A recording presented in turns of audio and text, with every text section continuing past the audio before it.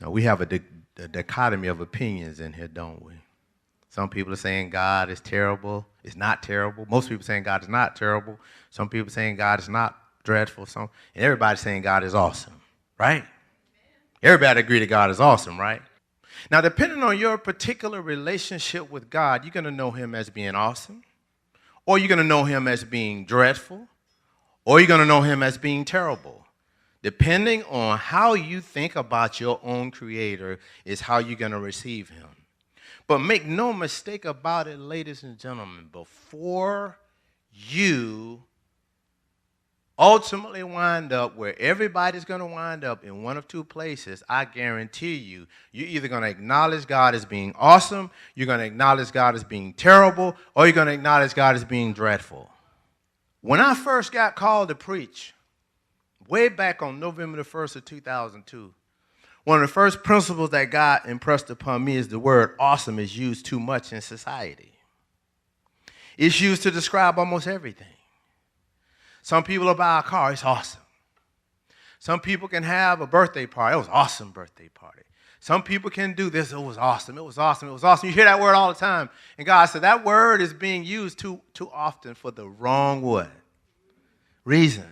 And he impressed upon me is one thing, and it's the title to this message. It's awesome. God is awesome. That's it, church. That's it. Listen, even what he created is not awesome. What he created is good, and it's very what? What he created can reproduce, which is called procreation. What he created is called creation. He's awesome, and he created it, and he said it's good. And after he created man, he said everything is very what? But it's not awesome. Only the creator himself is awesome. That's a word that's exclusively related to God. Now, depending on your level of trust or lack of trust or obedience or lack of obedience, God is either going to be awesome, he's either going to be dreadful, or he's going to be terrible in your life and in your death, depending on your relationship with him. But let me just share with you what this word awesome means. It's derived from the word awe, which is A-W-E, which means to be astonished. That word is often used, especially in the New Testament. When Jesus would do something, the word would say they were what? Astonished. They were shocked at what he did. Because he was manifesting who God is, and God is awesome.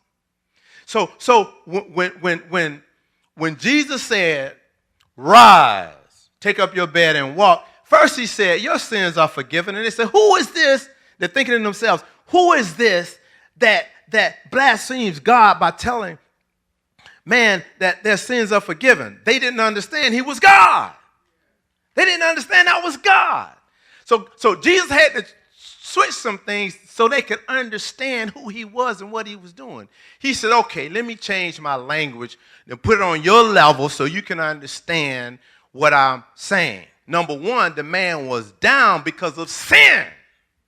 Not necessarily exclusively related to his individual sin, but because sin had entered into the world. That's why sickness is a reality of sin. In other words, if man had never fallen, sickness would never have invaded God's creation.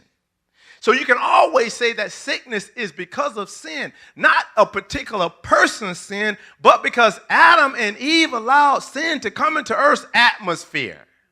So what Jesus said, your sins are forgiven. You're getting ready to get up and walk because you had enough faith in me to have your friends to bring you to me so that you can be forgiven and walk.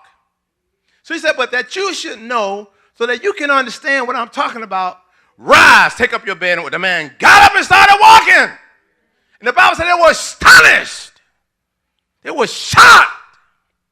They had never seen anything like that before because that was God's awesome power coming into play to release that man from the pangs of sin. That's what that was. Nobody else could do that. So when they saw it, they were astonished. They were shocked. They saw in awe. When they saw Jesus walking on the water and they thought it was a ghost, when they realized it was him, they were astonished. I was showing how awesome God is. And Peter got even more astonished. He said, Lord, bid me to come to you. And he started walking. Nobody had ever seen that before.